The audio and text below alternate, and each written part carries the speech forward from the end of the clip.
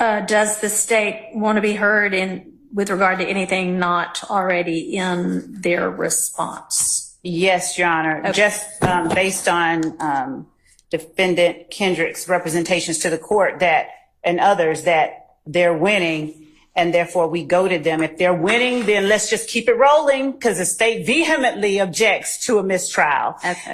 And we are back looking at more mistrial motions in the YSL RICO trial. If you're with us here, we're on episode number 4. We've gone through all the Glanville material. If you're still with us, or if you're a newcomer to this series, first of all, go back and watch 1 through 3, but make sure you hit that like button for everybody. If you're here, smash, tap, touch, tickle, get involved with that like button. Now, we are going to pick up today with all of the mistrial motions, starting with Judge Paige Whitaker. So she's just popped up on the scene. And we're also going to deal with a couple of motions to remove the prosecutors, okay? Because the defense has argued that there has been prosecutorial misconduct. Now, you're going to also see that in some situations, the defendants say, hey, we're not looking for a mistrial. We're not asking for a mistrial. But better stated, we're not asking for a mistrial. And you might wonder, why would they say that? Why, if they can get a mistrial, why would they back away from it? And this is the reason. They're saying that they're not asking for a mistrial. That's why I corrected myself when I said looking for. They're looking for a mistrial with prejudice, right? But they're not asking for a mistrial, and this is why. Because generally speaking, if the judge grants a mistrial without prejudice, then the prosecution can bring the trial up again. But if the judge grants a mistrial with prejudice, that means she has judged the matter and that this matter is now a case closed.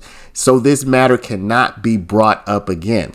So the defense, they're saying we're not asking for a mistrial because typically they feel that if they were to get it under those circumstances, it would be a mistrial without prejudice, and then the prosecution could just start over. Now, if the defense can show that the prosecution goaded them, provoked them, caused them to request a mistrial, then they could say, Your Honor, we need a mistrial with prejudice because they goaded us, they provoked us, they caused us to request a mistrial. Now, how could the prosecution cause the defense to request a mistrial? Well, the prosecution could do things that are misconduct, that are wrong, that are underhanded. And you might say, well, why would the prosecution goad or provoke the defense to request a mistrial? It's if the prosecution feels like their case is falling apart, maybe. If they feel like they're losing badly, maybe, and they just want to do over. See, think about it. If the prosecution is like, oh my gosh, this case is falling apart, let's do something to cause the defense to request a mistrial. Maybe the judge will grant a mistrial to the defense, then we can start over from square one. So that's the idea. So when the defense is backing away a little bit, saying, hey, we're not requesting a mistrial, it's because they don't want to be granted a mistrial without prejudice. That mistrial without prejudice would mean that the prosecution gets to start over from square one. So hopefully you like that explanation. Hopefully you are up to date. Now, this first day was filled with mistrial motions and all kinds of motions. It was a very motion heavy day. Obviously, we're not going to show you everything there. It was an 8-hour day. So we're just going to show you a couple of highlights from this day. So again, thank you for watching. Don't forget to comment, like, and subscribe. And let's get into it. Your Honor, to the best of my recollection, I recall being with Mr. Steele in the announced ex parte regarding that gentleman, Mr. White. I also believe there was an ex parte regarding another permission to interview a separate witness who was unrepresented at the time. I believe that probably is reflected in the sealed records. I can't recall if Mr. Steele was with me or not, but that also occurred, and that would have been before the jury was sworn. That was late 2022. Okay, thank you. Mr. Steele is indicating that he was present. All right.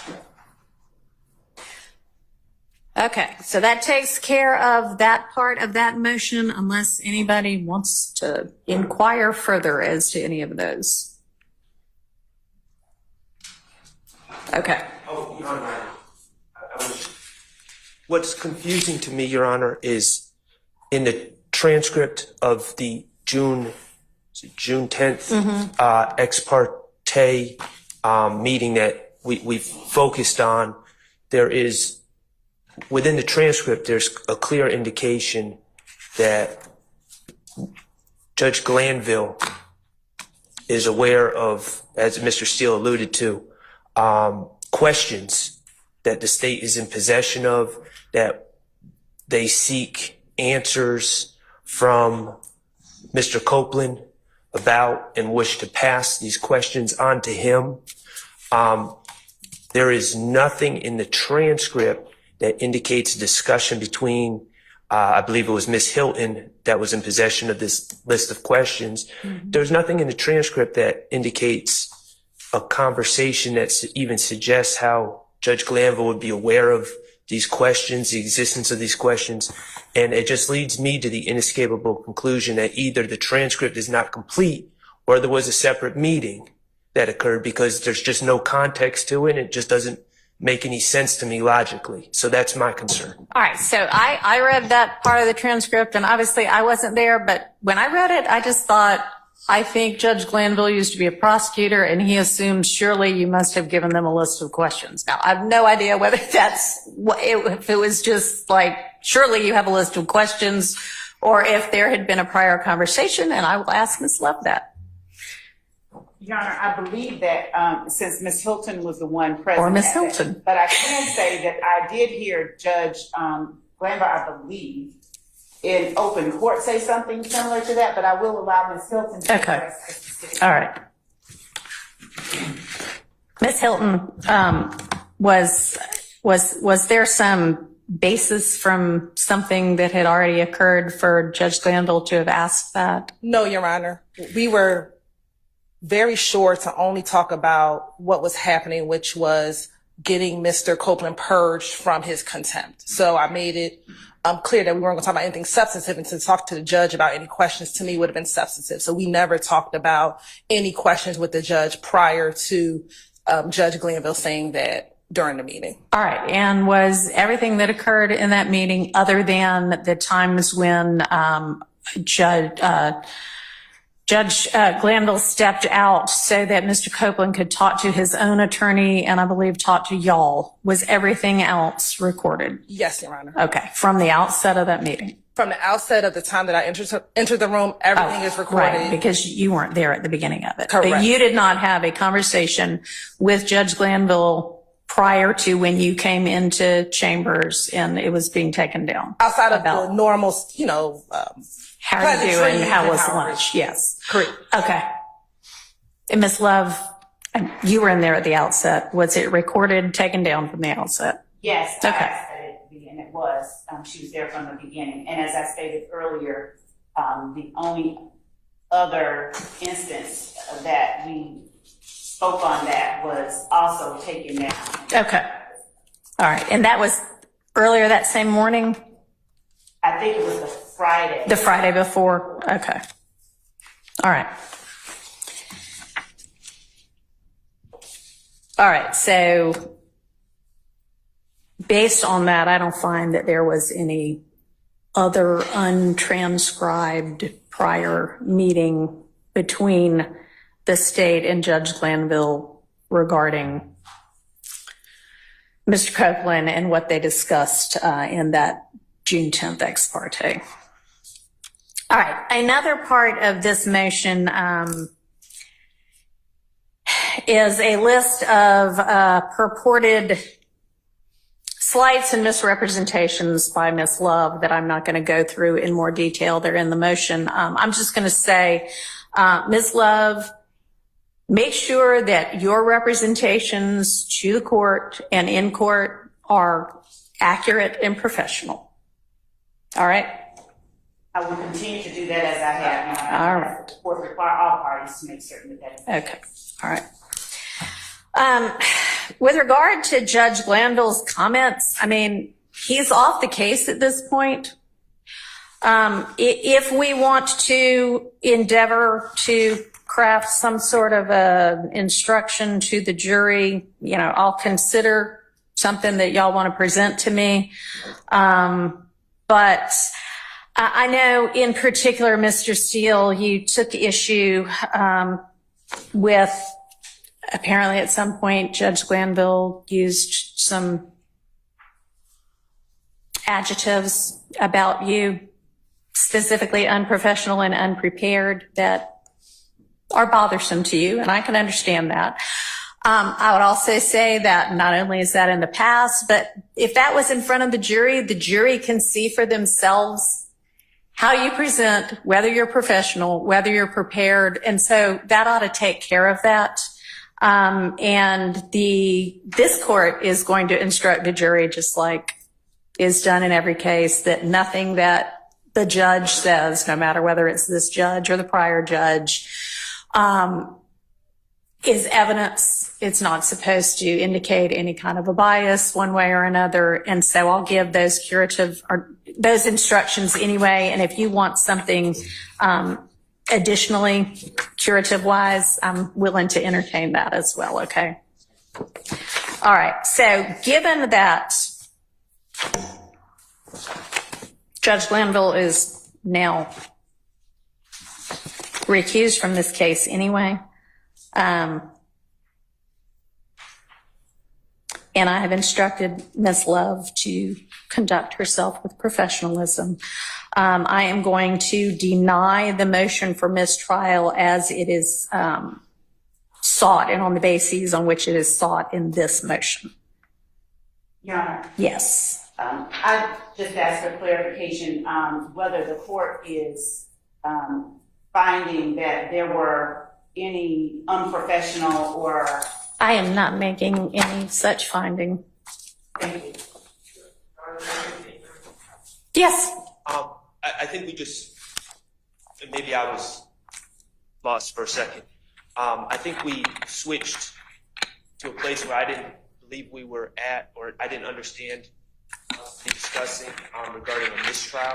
I didn't really understand us to be at that point in the motions yet. And I just wanted to be clear for the record, to the extent that a mistrial was denied. Mr. Stillwell, it has been we never requested a mistrial. Okay. And to the extent that a mistrial's been denied, I just want to be clear that Mr. Stillwell has not requested a mistrial. And when we were going to move on to Mr. Harvey's specific request for a mistrial, yeah, I hadn't gotten to that one yet. Okay. All right. I appreciate I just want that. to make that clear for the record. Okay. Thank you.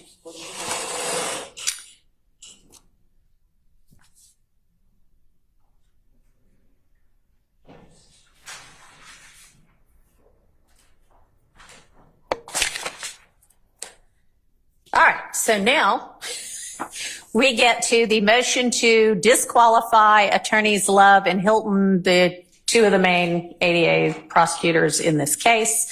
And the basis for that, this is also filed by Mr. Williams, is that they assert a need to cross-examine Mr. Copeland, attorneys Love and Hilton, and Judge Glanville with regard to the ex parte.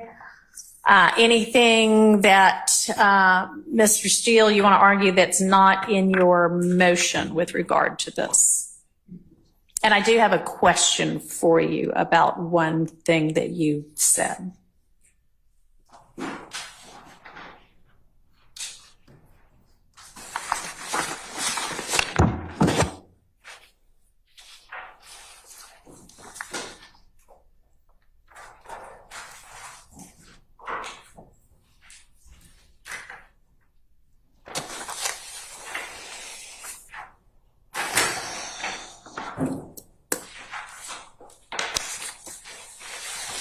Yes, Your Honor. You want me to ask my question first? Whatever you tell me. So in your paragraph 3, you assert that Judge Glanville provided legally incorrect information to Mr. Copeland. I just want to make sure I'm clear as to what you assert that legally incorrect information is. So going back to what you've read and digested, June 10th, 2024 ex parte meeting, the use immunity, as we discussed earlier, just protects Mr. Copeland. What Prosecutor Hilton and what Judge Glanville were telling Mr. Copeland was, you can say lies, as long as they're not big lies, and you will not be prosecuted. He could be prosecuted for perjury and false statements.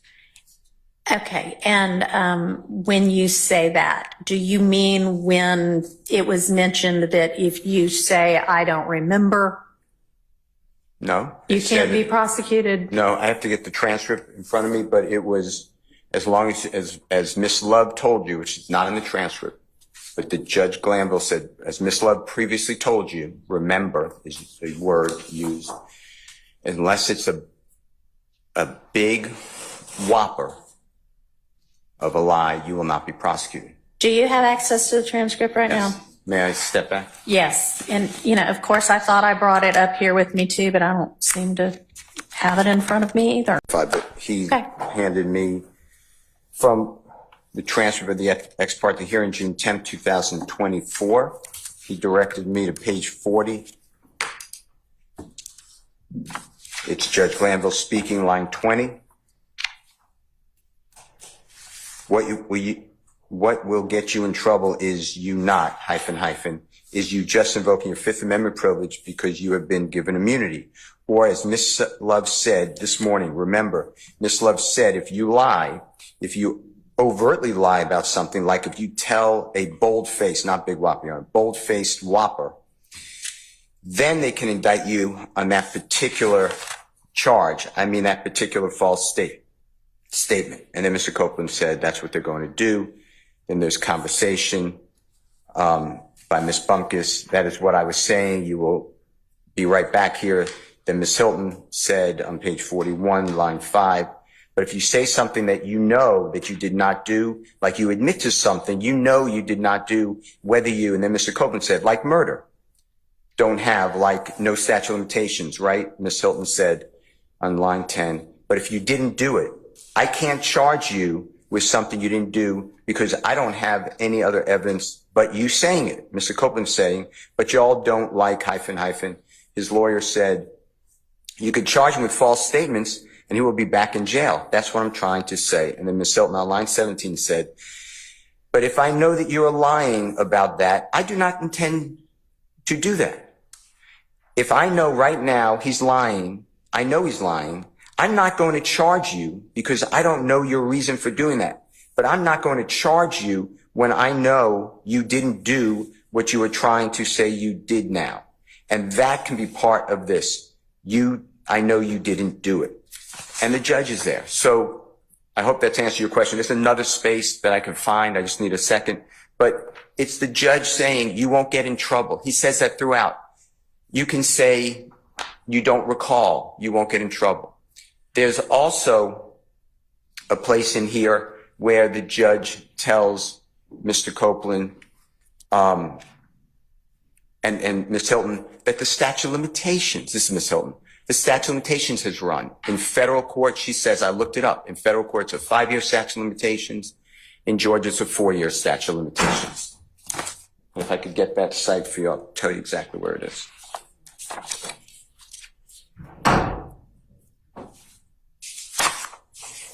What page? I'm being told 24, Your Honor, but let me check. Mr. Adams said 24 going into 25. Your Honor.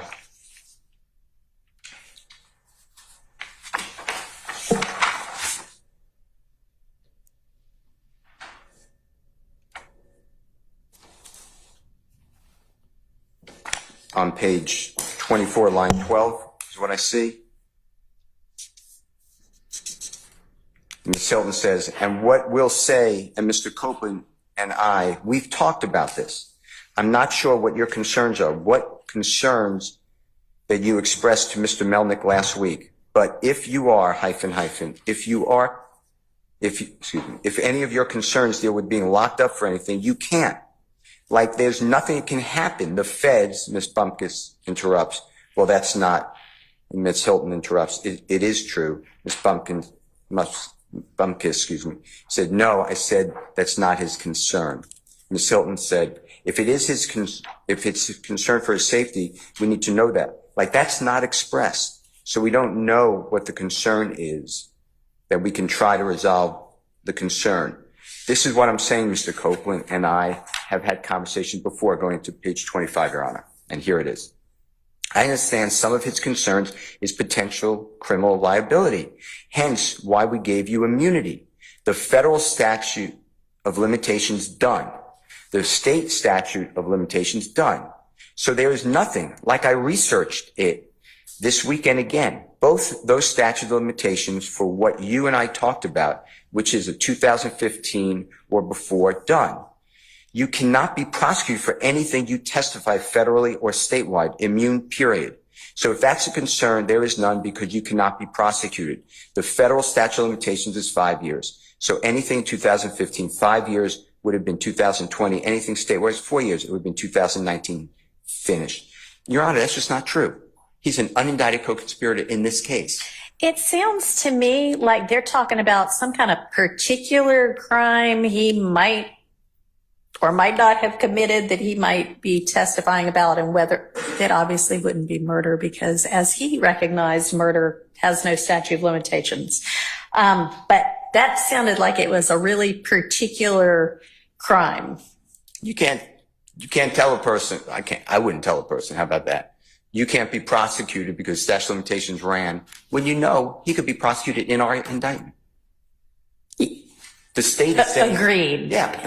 That appears to me to be talking about something very particular that they've had, like a particular crime they had conversations about, and not overall broadly. You can't be prosecuted for anything. I don't know. Okay. I don't read it like that. All so, on the next page, page 26, it's again, Ms. Hilton, line 2, you will not, this order, I don't Can I know interrupt if you for just a second, Sure. too? And I'm sorry, and I do want to hear, but is there anything else that Judge Glanville said that you believe is legally incorrect information? Yes. Okay, because I want you to address that. We as need you well. to testify.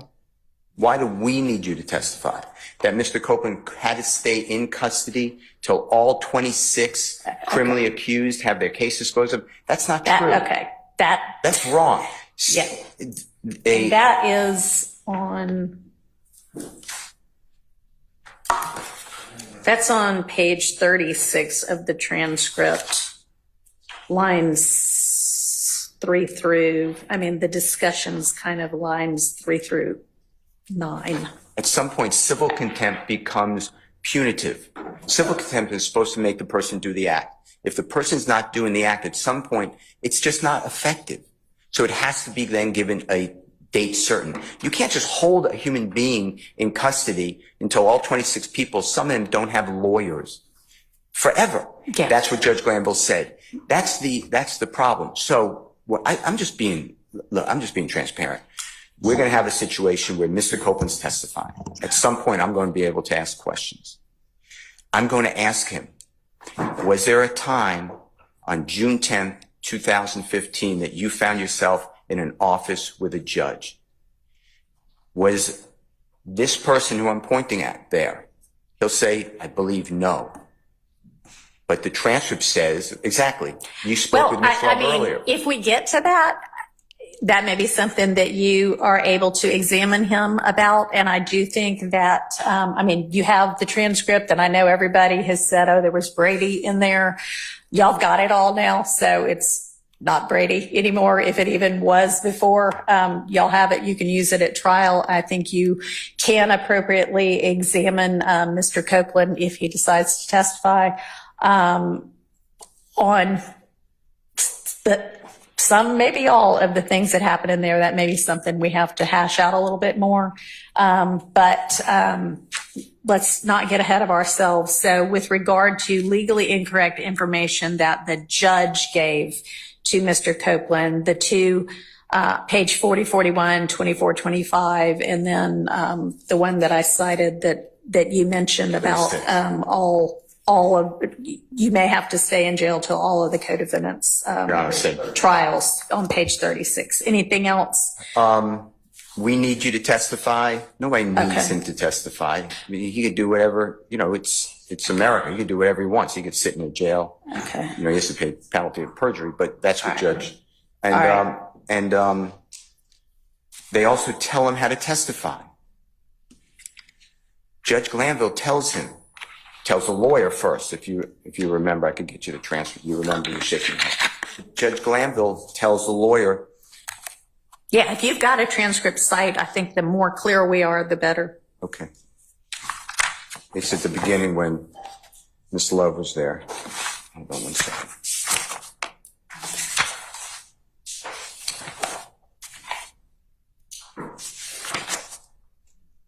Okay, so I start with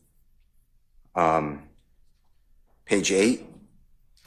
Page 8, Mr. Copeland's not there. Mr. Copeland doesn't arrive until page 23. Right, and you asked where the former judge was asking questions that I'd like No, where he gave legally incorrect information to Mr. Copeland.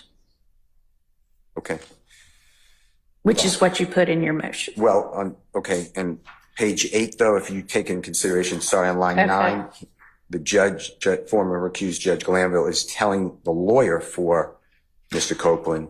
Now, to be fair, I think Ms. Bumpkus, as an advocate or anybody, has got to tell him, meaning her client, he's going to face some pretty significant cross-examination.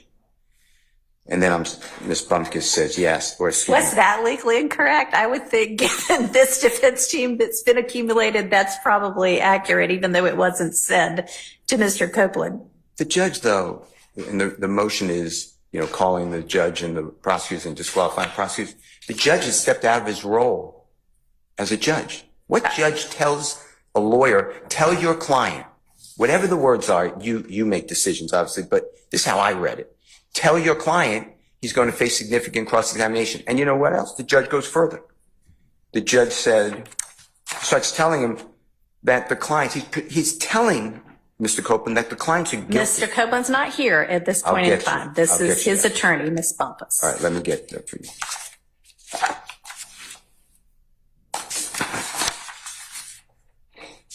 It's when the judge is saying, they, meaning the accused, know more about your criminal conduct. Okay. But let me find it. Okay, on page 26, Your Honor. Line 16. Uh-huh. Mr. Copeland should be there. Yes. I'm just following what the court told me, 23. Yep. The court said, so if you, I believe Mr. Copeland, are worried about what the defendants may ask you because they may know your business, but if they ask you about things that you might think you might have some liability with, you can't be prosecuted for any of those. Why? Well, I think because this whole thing has to do with the fact that there was a 507 immunity order granted. But he can be prosecuted for this case. Which is not what the judge is saying there. Okay. I don't know. I don't know any judge who gives advice like this. Then on page... Well, if you are, I mean, if the topic of the meeting is to ensure that Mr. Copeland understands what it means that he just got immunity, which he certainly does not seem to at the outset of this meeting, and the nuances of that. I mean, that's a nuanced issue even for lawyers. It might be appropriate in the context of ensuring the client understands what could get him in jail for contempt and what the grant of immunity means, that he would explain to the witness, the potential witness, here's what it means. So, all right, I don't find anything improper about that particular one. Okay. On page 30, it's not the judge now, it's Mr. Copeland speaking. Page 5, I believe he's speaking about the district attorney, but in front of the judge. You told me before you went to the judge with whatever thing you went to him with, and I believe that that's the use immunity order. Right. You told me I can't, when I'm asked a question, I can say I don't recall or I don't remember, I don't know. You told me that if I plead the fifth, I mean something. Why would I plead the fifth to something I ain't do? And I said that you don't know what I did and what I ain't do, and then you was like something. So to me, telling a person you can say you don't know, nobody should tell a witness you don't know. That's all the state wanted. I don't recall, so they could get in a prior. It's in front of the judge. And then with Mr. Talking about what the judge did or didn't do for cross-examination of Ms. Hilton and Ms. Love, that was Brady, as you said, evidence. Yes, I have it now. But why wasn't I told that? And So- I want to ask questions. Okay, so Judge Glanville is off the case. That all would go to whether it's appropriate for Judge Glanville to be on this case. That has been taken care of. My understanding of the law is the motivation for any witness to testify is admissible evidence. Right, and you can certainly ask Mr. Copeland about that. And I'd like to ask the judge on page 36, line 3, until the trial is over, until all defendants have been, I got these 6 that we have right now, then there's another 6. Ms. Hilton said, no, there's another 12. The court said, there's another 12 or thereabouts that are still outstanding for various forms or another, and they're talking about he has to stay in jail. And I'd like to ask Ms. Hilton, Ms. Love said the same thing, and Judge Glanville, why would you tell him that when that is not the law? You can't just hold a human being. All right, so you can certainly ask Mr. Copeland about that. Okay. I don't know that the prosecution's motivations are relevant to the issues that the jury is supposed to decide. And with regard to Judge Glanville, again, he is not involved in this case anymore. So I'm definitely not going to permit you to cross-examine Judge Glanville in front of the jury because, frankly, it's irrelevant, and he's been recused. So to the extent that, do you have anything else with regard to why it is you ought to be able to have Ms. Love and Ms. Hilton removed from the case? Yes. Okay. So, and just go back to your answer, last question, page 44, line 22, it's Judge Glanville speaking. Mm-hmm. And he said, okay, so you testify about some aggravated assault or murder, they can't prosecute you on it because that's what the order said. Okay, That's hang just on. not true. I'm sorry, where are you? Page I may be 44. on 44. Line 22, Judge Glanville Oh, okay. I'm with you. speaking. Yeah. And he said, okay, this is Judge Glanville. So you testify about some aggravated assault or murder, Okay, so I'm They can't actually not prosecute with you. you. Page 44, line 2? 22. 22, okay. All right. Judge Gotcha. Glanville speaking. Okay, so you testify about some aggravated assault or murder. They can't prosecute you on it because that is what it says on the order. And that's not true. They can prosecute and they can't use his word. Okay. All right. I will take all of that into consideration. I don't think that I'm going to make a ruling on this particular motion today. I want to take a full look at all of it in context because I do think we have to consider it in context. But I will note that one down as well. So let me then answer your question directly. So what's going to happen in my mind's eye is I'm asking all these questions to Mr. Copeland. He's answering however he answers. I am pointing fingers at the 2 prosecutors. That mandates that the jurors have to rate their conduct that happened outside the jurors' purview. I am saying that he being Mr. Copeland, was given erroneous legal information. He was encouraged by the holding of hands of Judge Glanville, Miss Love, and Miss Hilton, that they all intimidated, coerced, directed, encouraged, whatever the right word is, Mr. Copeland to do what they wanted him to do. It's in the transcript. We need you to testify, Judge Glanville said. Mr. Copeland will say, I don't know what he was going to say. But yes, I felt that. I felt that they were not going to let me out of jail. I can't then have, nobody should have, then lawyers stand up when the jurors now need to rank what they are doing in the case. Their conduct is at issue. I'm not making them witnesses. I'd rather they stay on, to be quite frank with you. They made themselves witnesses. And the reason is because they injected themselves in such a, my opinion, inappropriate communication with a court and a sworn witness who did not ask any questions. The gentleman was represented by known counsel. He says, and it's in here, I could give you the page, but there's no reason. Take me back to the jail. Judge Glanville said, do you want to talk with your lawyer, me, or the state? Why would a judge say speak with the state and go around the lawyer, even in front of the lawyer? So all of this to me is very at the heart of that gentleman's testimony, his credibility, and it invokes and puts into effect the testimony and credibility of Miss Love, Miss Hilton. I can't ask anyone on the earth. I have a transcript, but I can't ask Mr. Copeland, why did Miss Love tell you?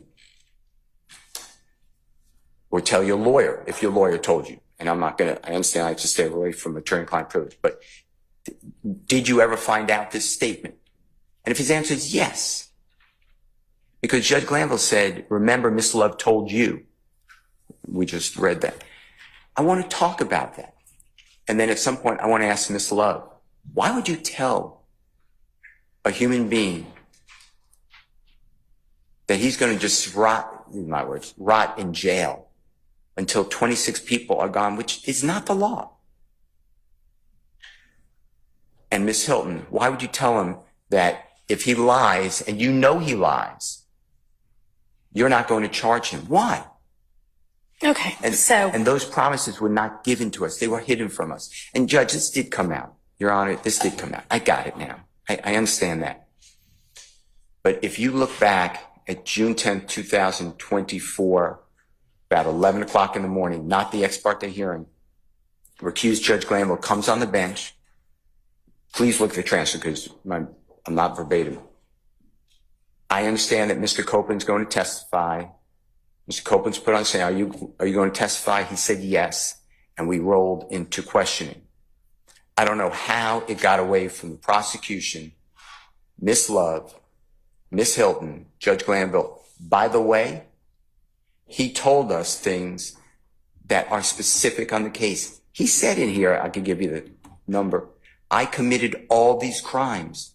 All these crimes include murder. He's asked about statute of limitations for murder. We don't get any of that. So for all those reasons, I'm going to cross-examine Mr. Copeland. I'm going to bring all that out. And the people who are at the heart of that conversation are witnesses as well. They should not have done it. Then they tried to hide it, which I'm bringing out as well. And then just, I don't know how, but by circumstance, fortunately, whatever the right word is, we did get the transcript. If you read the transcript, I asked Judge Glanville for the transcript. He told me it was privileged. All right, so I think this is rehashing kind of old ground that's not relevant to where we are right now. I want to bring it all up in front of the jury, though. Well, we'll get there when we get there. But this is not, I cannot call anyone else. It can only go in the mind of Miss Love. Why did she call the meeting? I don't know. Anyone else could answer. No one asked for that meeting. This is my understanding. And Ms. Love stands up here and said, we needed to answer questions because Mr. Copeland asked questions. I don't see that. He's represented by a lawyer. I don't see that. Okay, well, thank you. I appreciate it. Anyway, that's the basis of calling, I heard what you said about Judge Glanville. That's the basis why I want to call Judge Glanville and ask why did he join the prosecution team. And I believe that that then dovetails into Judge Glanville saying wrongly that I was not prepared, wrongly that I was unprofessional. And then he later acknowledges that, but he says, I'm not going to instruct the jury. So the jury's never heard that. And I heard what you said, that you'll instruct the jury, but I'm going to argue that that instruction, that the judge has no role in the case except, it's not verbatim, but except to make sure that the parties, every party has a fair trial. I'm going to tell the jurors that didn't happen. Okay, well, we'll see whether that's going to be something that is permitted argument or not if we get to that. Okay. But that's my strong belief All right. that the jurors get to know that who the judge was for All right. 18 months. Mr. Sharp, you look like you want to say something. Thank you.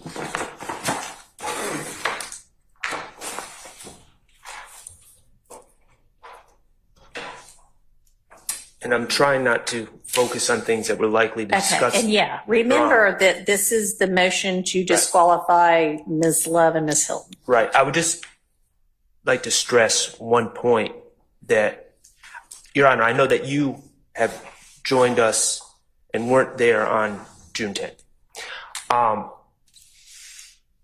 I think it's important to remember when we're talking about the potential to call the prosecutors as witnesses. My understanding, I know I didn't call an ex parte meeting.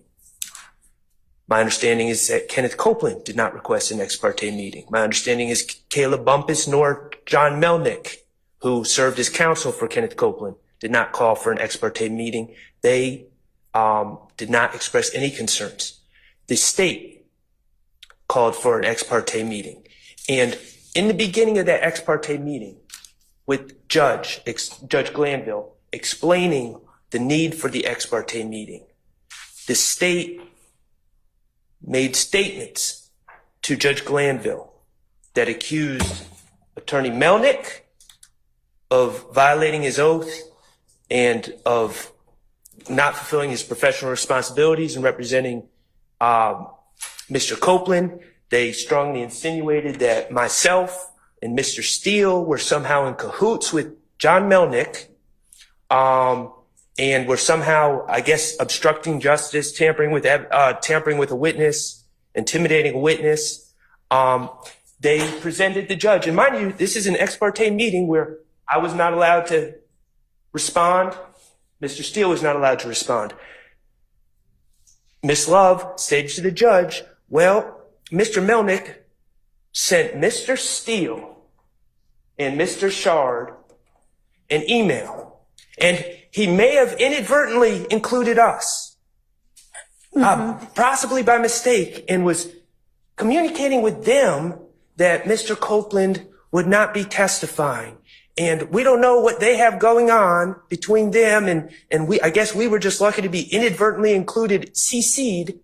Judge, I have the email. I believe it's in the record. I can show you the email. The state's not CC'd on the email. It's to the state. Okay. So that was a misstatement. Convenient. There's absolutely the reality is the state was meeting with Mr. Copeland behind the back of his attorney. The reality is the defense was pristine in their duties in dealing with an attorney and not with a represented individual. And somehow the state in this ex parte meeting where we were not allowed to respond or even to hear the accusations, they suggested that the purpose of this meeting was based on this behavior by defense attorneys and Mr. Melnick, which was completely fabricated and offensive.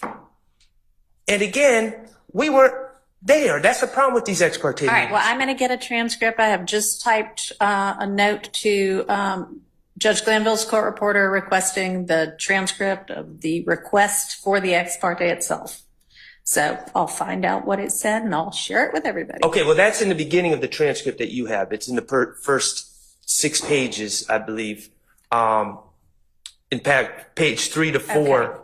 Okay. Page 3 to 4, they talk about this email, and we have the email. Oh, no. I know the email. Okay. I'm talking about, I'll get the transcript of the Friday request as well. But yeah, I've seen the email. It's made an exhibit, I think, to the ex parte transcript.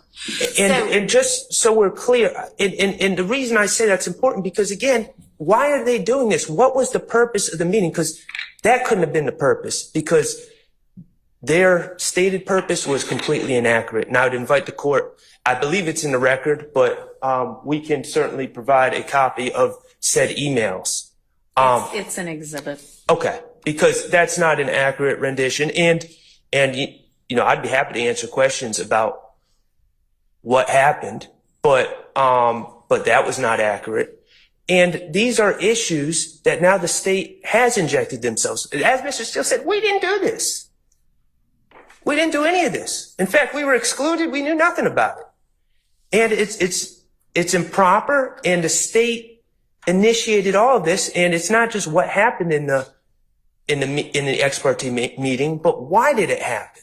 And ultimately, there's only two people, I suspect one, but we'll say two, that really know why this meeting was called. Because it wasn't called by, my understanding, Judge Glanville either. It wasn't called by his staff. It was either called by Ms. Love or Ms. Hilton. And we have the right to cross-examine them or examine them about that. All right, thank you. Response from the state. Yes, Your Honor.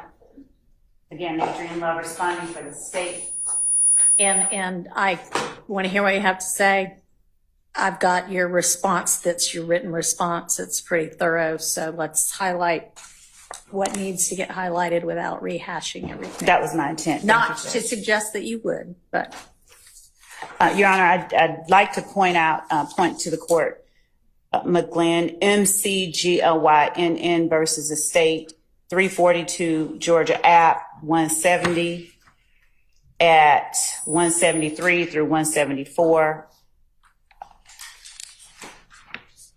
In McGlynn, the court notes, while Webb dealt specifically with statements made by a trial judge, this court has previously noted that either judicial or prosecutorial intimidation that dissuades a potential defense witness from testifying, or the defense can, under certain circumstances, violate the defendant's right to present a defense. However, such analysis must be undertaken on a case-by-case basis.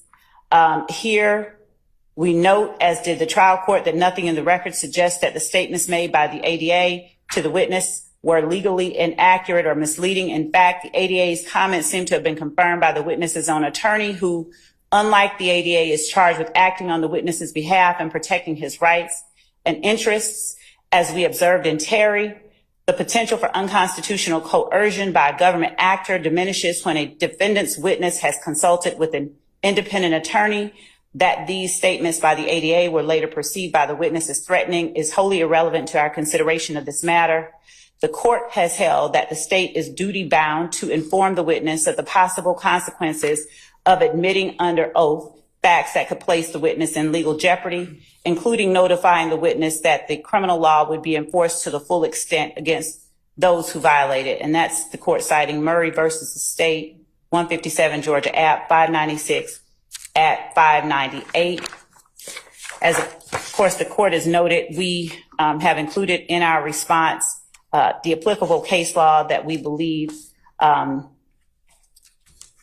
is most relevant to the court's consideration of the motion to disqualify.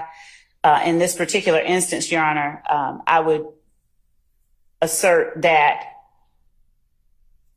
the why of any particular proceeding is not a material issue, is not something that is relevant to the juror's determination of the guilt or innocence of either defendant in this case. It's not in any way. It's, if anything, it would be the effect of anything said on the witness themselves, and the witness himself could testify about that.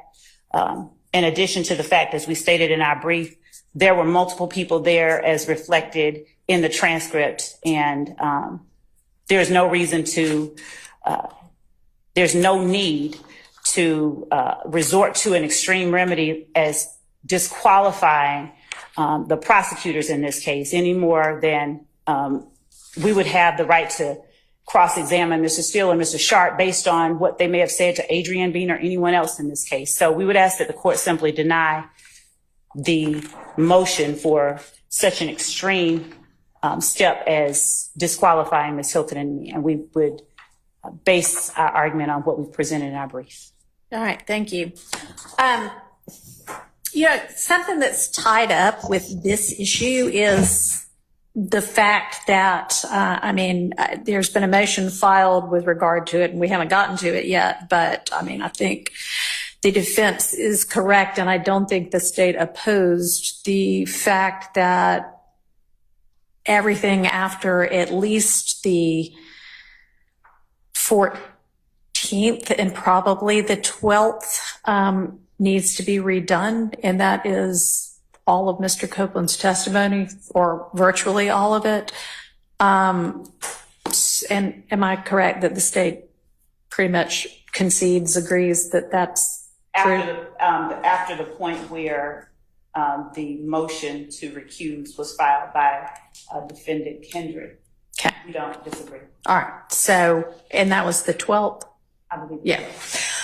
So, we may be having really kind of an academic discussion about all of this anyway, because if what the court is going to have to do, and I invite y'all's input on exactly how to instruct the jury about this, if we're going to be redoing Mr. Copeland's testimony thus far, we're probably, unless y'all decide you want to stipulate to parts of it, which you certainly can,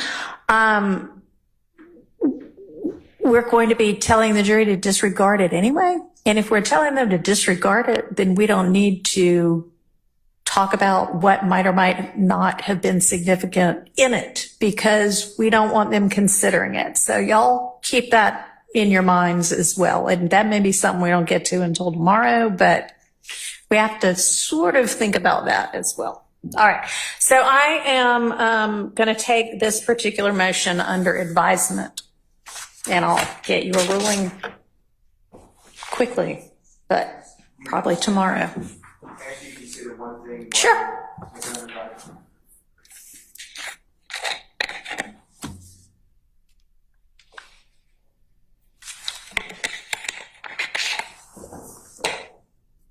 Mr. Copeland testified hardly at all on the 7th of June 2024, but then did testify the 10th, 11th, Right. and then the 12th is what Right. you referred to. And I understand we'll take up that motion tomorrow, but there was a lot of exculpatory information. I'm not going to agree to strike all that testimony. Okay. Well, want you to- what I mean that we'll get to tomorrow is how to, and I'd love for y'all to get together on whether there are any parts of his testimony that occurred before, the testimony that occurred before can stay. Okay. I misunderstood what The you- testimony that occurred after the motion was filed, if there are parts of that testimony that y'all can agree to, then that will be great, because it'll save us time and we'll have better contours about what we're dealing with. So I want y'all to get together about that, and we'll think about that probably tomorrow, maybe the next day. I don't know, but not today. But y'all after court today can think about that together with each other. Okay. The reason I stood up, though, Yes. I just want to make that introduction. The reason I stood up is the following. The state elicited testimony. Now, Mr. Copeland denied it, and they've done it with many witnesses before the Honorable Court took over the case. You've never had to testify in front of Mr. Williams, Mr. Huey, Mr. Kendrick, et al., Right. and you're intimidated, and that's why you're not testifying. Mm-hmm. I would need to show the jury that it's the state, and I have evidence now, and the judge that has been the person to intimidate a witness. So that's another issue when you're resolving this. Can the Judge Glanville, I heard what you said, but can Judge Glanville be a witness? Can the two lawyers representing the state of Georgia be witnesses? I need that in the case. Okay, let me ask you this, though. Why can't you use the transcript to get that point across? I mean, it's right there in the transcript. What it is that you assert to be intimidation is in black and white in the transcript. I'm intending to cross-examine or examine Lawyer Hilton and Lawyer Love. I know you're On how intending they- to, but what I'm asking you, and I don't mean to interrupt you, but I want you to answer the question that I asked you, which is, why can't you use the transcript to do that? Because Mr. Copeland can't discuss. Why are you asking these other witnesses this? And what other witnesses, how'd you treat other witnesses? There's another witness named Miss Bennett who said basically the same thing. She was intimidated by the state. My point is, I can't ask Mr. Copeland what But the happened with these other issue, witnesses. as I understand what you're saying to me, is that you want to get before the jury that the state and the court intimidated Mr. Copeland Right. into testifying, essentially. What you say is the intimidation is reflected in the transcript. Ms. Love's motivation for doing it, if she in fact tried to do that, is not the relevant issue. But I have evidence of other witnesses who were treated not similarly, because I don't have any other evidence that there was some meeting between the judge and the prosecutors like there was in this, but that the prosecutors are doing the same thing with other witnesses. Okay. They are intimidating other witnesses, All right. and Mr. Copeland can't answer those questions. Okay, but that you can argue because you will have, look, we see that it happened here. We've already heard that it happened from the mouth of XYZ witness.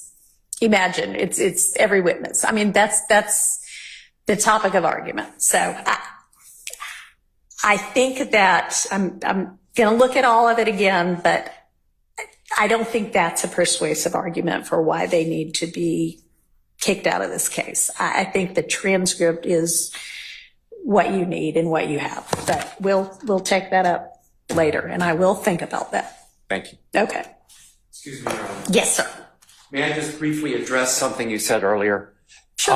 Well, I did argue with the court that everything after the afternoon of June the 12th is void and needs to be thrown out. Right. I do not, just for purposes of the record, I do not concede that this trial can continue. I that we understand. can, okay. I just want to make sure. A couple of motions from Just here. want to make sure so- that's there, because you're asking us to meet tonight to go over what could possibly remain. Well, and I don't know that that's possible. Thank you, Your Honor. Well, it's possible. I mean, unless I rule today that y'all have a mistrial that is with prejudice, it is certainly possible for y'all to meet tonight. No. Absolutely. I understand that. We'll follow whatever order All right. that you give, Your Honor. All right, thank you. Okay, so the next motion is Mr. Nichols' motion for mistrial and objection to mid-trial substitution of trial judge. And it is quite lengthy and detailed with many subparts. Mr. Judge, Harvey, are there things other than what is in the written motion that you want to Well, there talk is. about?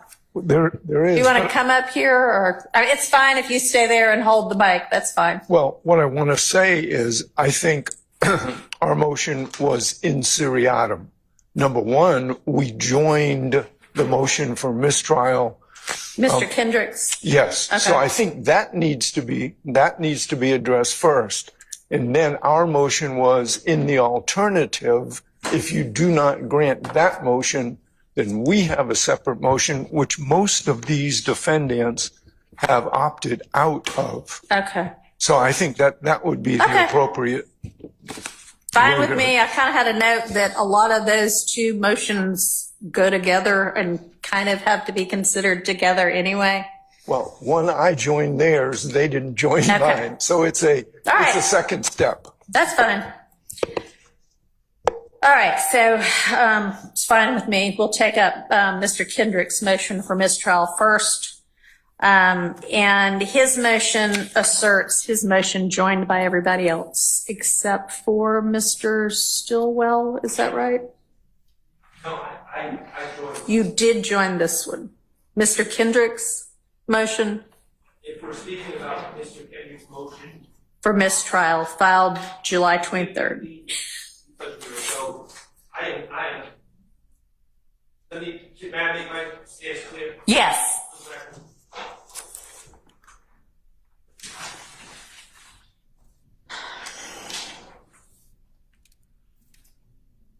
our stance, Mr. Stillwell's stance, is that this trial is completely broken. It's broken. There's error in this trial that would never survive appellate review. Illegal ex parte hearings have occurred. Our client's rights have been repeatedly violated. The defense has been mistreated in front of the jury by a partial judge. It's broken. We are also winning this case. We are put in an impossible position right now because our rights have been violated, but we do not wish to move for a mistrial. We are merely pointing out that this case is broken, and I filed a motion about that, and I will get into the reasons when it's my turn. But I am trying to be very careful to make it clear that I am not moving for a mistrial, but I have extreme doubts about the ability for this case to continue, and I am absolutely certain that my client's rights have been violated throughout this process. Of course, Your Honor, I'm just going to put on the record, this is your first day here, so I'm not insinuating anything about your performance here today. All right. Thank you. Thank you. Okay. And, you know, it may or may not survive appellate review if it continues and if there is a conviction. That's not for me to say. Okay. So, Mr. Kendrick's motion for mistrial, joined by everybody other than Mr. Stillwell, essentially asks for a mistrial with prejudice because the assertion is that the state wanted this mistrial, goaded the defense into it, and under those circumstances, if a mistrial is granted, and those are the actual facts, that any mistrial would be with prejudice without the ability to try the case over again. But the determination has to be made whether the state had the ex parte on purpose with the purpose of goading, to use Mr. Kendrick's attorney's word, the defense into making a motion for mistrial because the state thinks they're losing the case and wants to be able to do whatever with. I got the concept right? Yes, Your Honor. Okay. All right. So this is also a lengthy and well-briefed, well-written motion. I will hear what you want to add that's not already in your written motion, if anything. Thank you, Your Honor. I have nothing to add to that motion. Okay. As a lawyer, I feel compelled to speak to it, but I will sit down, Okay. given that I have no additional information. I would like to respond if the state does have something to add. Okay. I did not see a filed response from the state to our motion. I was served a response, so I'm not quite sure. I'm not quite sure what that's about, Your Honor. Now, you know, sometimes they get filed, but they don't show up in Odyssey for a couple of days. Because y'all have been good about emailing the court when you file. I haven't actually checked Odyssey to see whether it's in there or not, but I would imagine that if the state served everybody with a response, they also filed it. If not, they need to. Okay, so that is a part of this motion. And another part of the motion is, well, I think you say as well that we'll need to redo the from 612 on.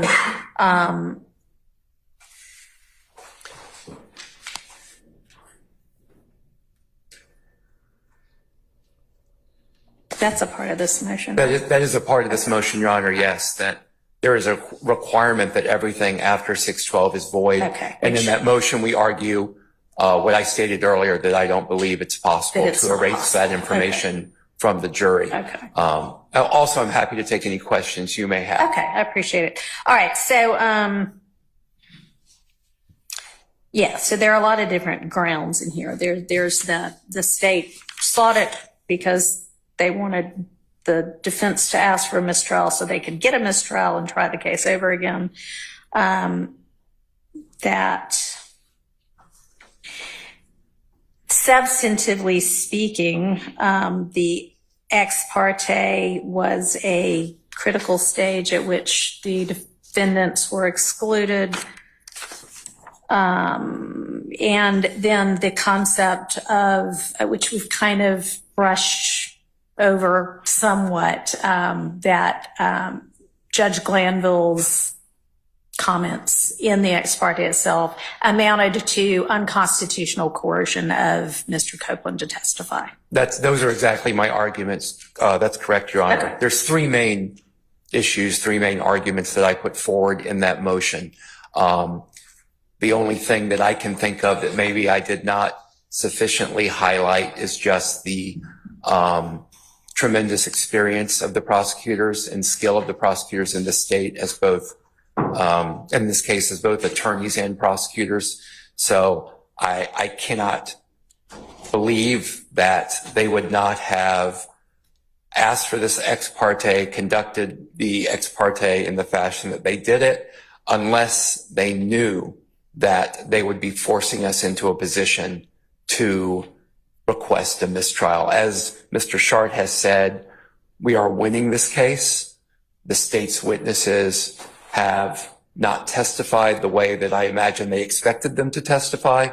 And I do not believe that they should be allowed a do-over in this case, Your Honor. All right. But I'm not going to repeat what's already in front of you. Okay. Thank you. Again, if you have questions, I'm happy to answer any. And then also sort of in this motion and asserted in a lot of the defense motions are what we again touched on, that Brady material arose from this ex parte and y'all have it now, so it's not a Brady violation anymore. And there was. And that's not a real requirement in order to grant our motion, Your Honor. All right. I just wanted to make sure I covered that as well. Okay. Does the state want to be heard with regard to anything not already in their response? Yes, Your Honor. Okay. Just based on Defendant Kendrick's representations to the court that and others that they're winning, and therefore we goaded them. If they're winning, then let's just keep it rolling, because the state vehemently objects to a mistrial. Okay. And I am unclear how we are arriving at the conclusion that the state, in conducting something according to the rationale presented to the court by the defendant so far, that the state never intended that they find out about, in an effort to cause them to do something. I don't know how those two can be squared with one another.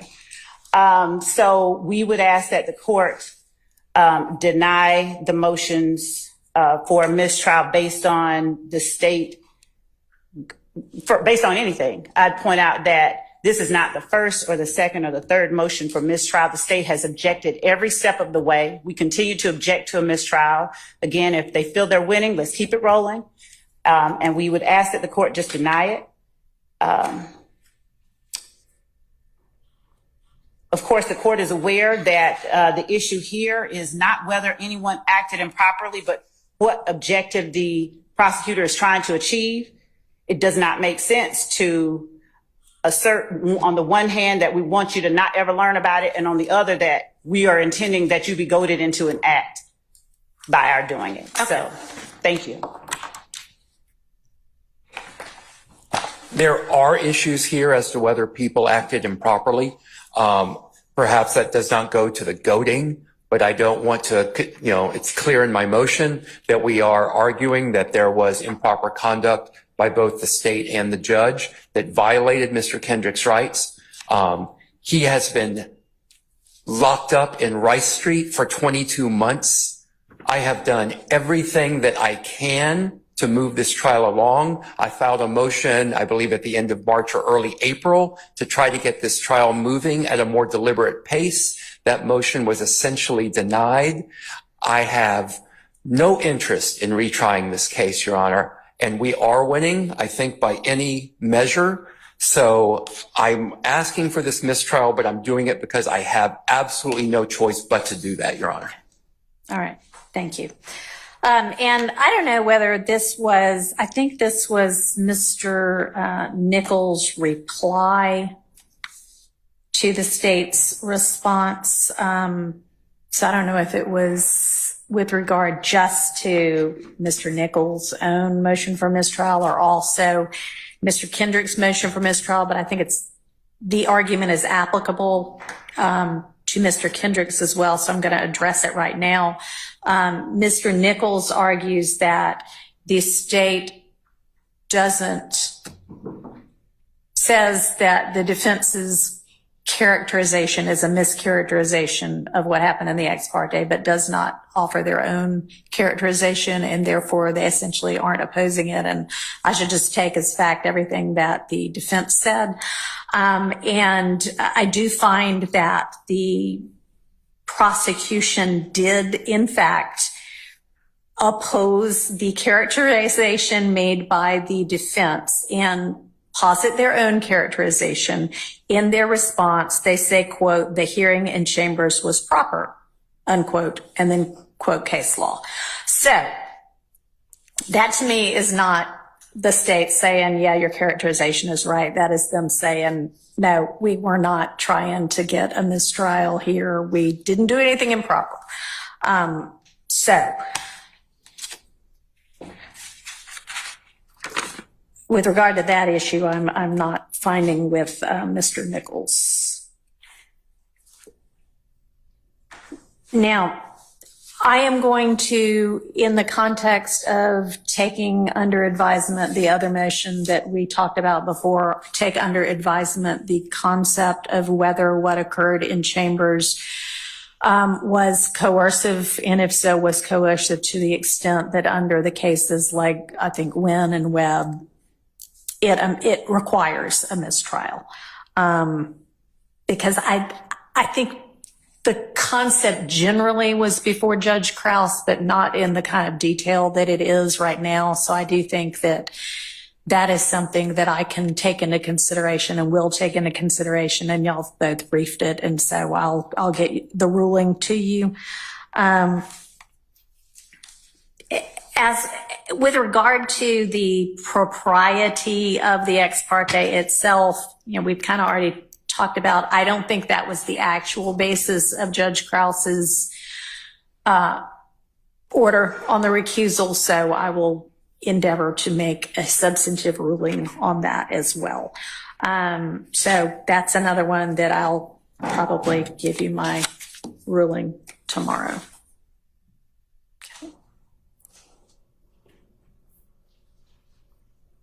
So, making myself a note. All right, now to Mr. Nichols' motion for mistrial, which, in addition to everything else that's in Mr. Kendrick's, essentially says that there are reasons why the mid-trial substitution of another judge makes this impossible. And Mr. Harvey, I know. I apologize. Can I interrupt you again? Yes. Thank you. I do that with, a smile and a request for permission. Okay.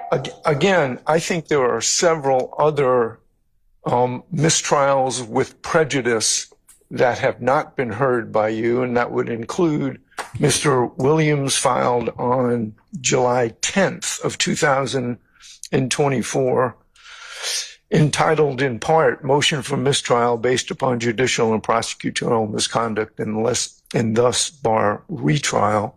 Mr. Shart, on behalf of Mr. Jackson, also has a mistrial with prejudice pending that I don't believe the court has heard. And again, I think in seriatim, if you decide on all of those, then I'll come behind these brilliant lawyers. All right, I appreciate it. Follow up. So with regard to Mr. Williams earlier, prior to the, July 9th.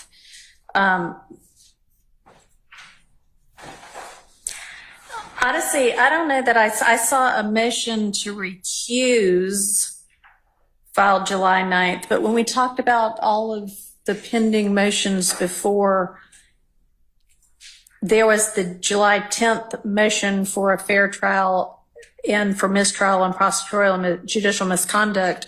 That's one of the first motions I took up today. Is there another one? Yeah.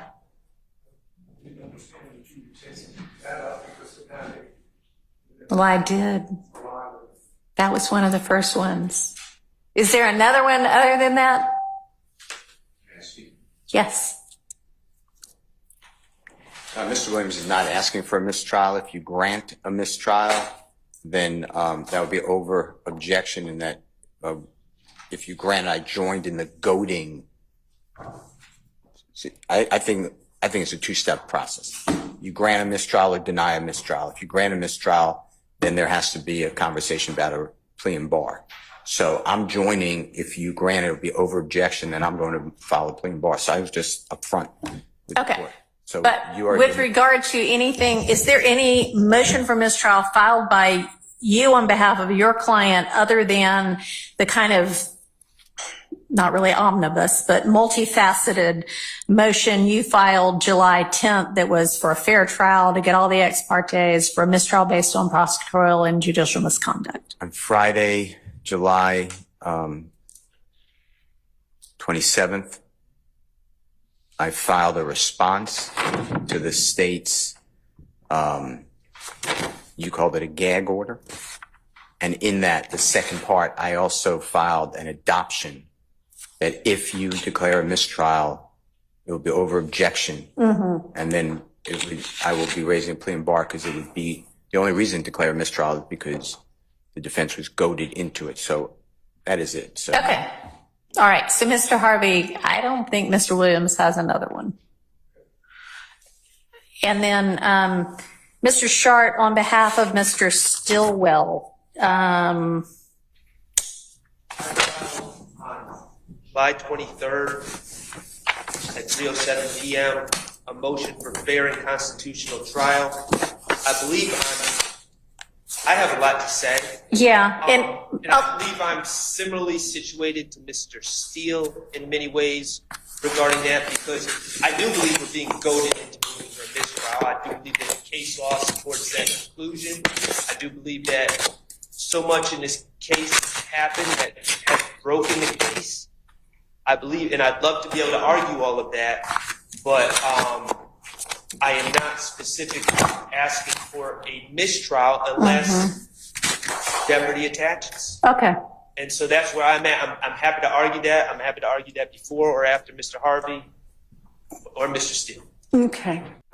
For the transcripts I had, the arguments that y'all had already presented, and I saw that there were maybe like a couple, I don't know which, I can't remember right offhand which dates I've already looked at, but there didn't seem to be that many that y'all just conceded.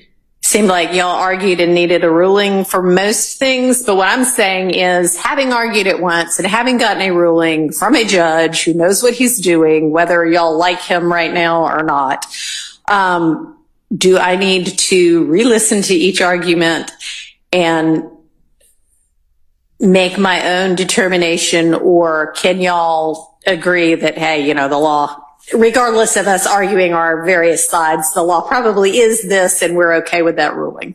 We believe That's out of them, we believe, and I'm sorry, Your Honor. Go ahead.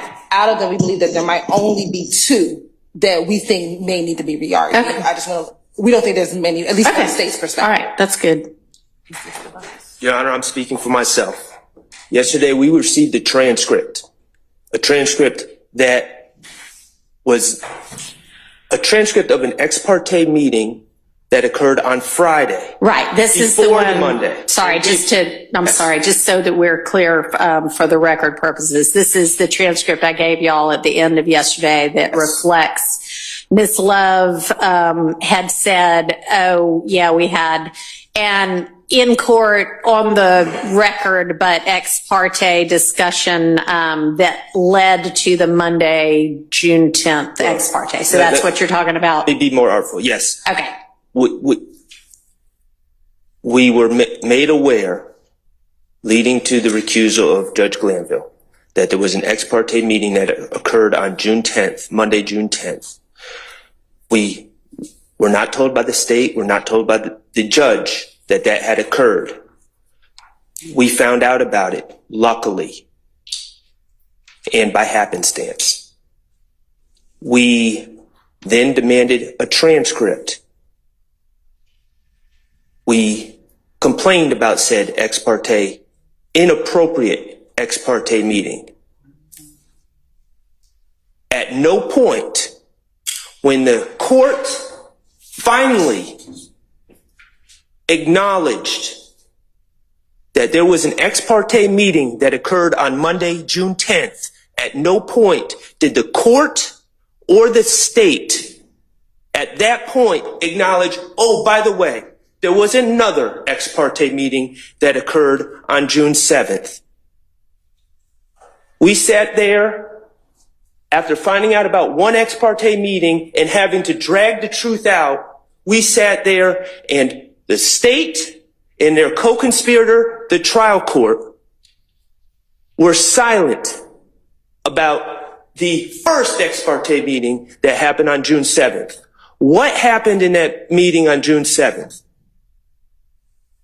The state went in and disparaged defense counsel. The state, with no one else there, trashed a fellow member of the bar, Mr. Melnick, trashed another fellow member of the bar, Kayla Bumpus, presumed the guilt of all these individuals, including my client, Shannon Stillwell, and all but accused myself and Mr. Steele of being co-conspirators in this YSL enterprise. And the judge agreed.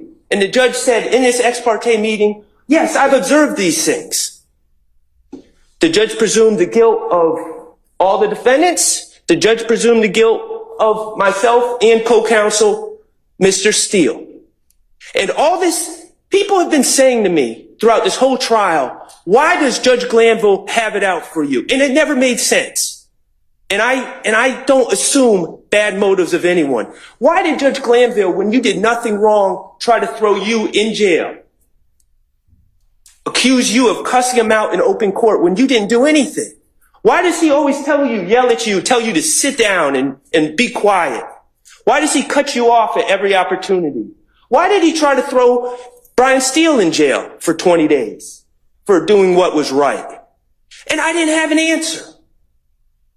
And then yesterday I received, and I appreciate that, Judge. I appreciate someone finally being open about what's going on here. And I received a transcript.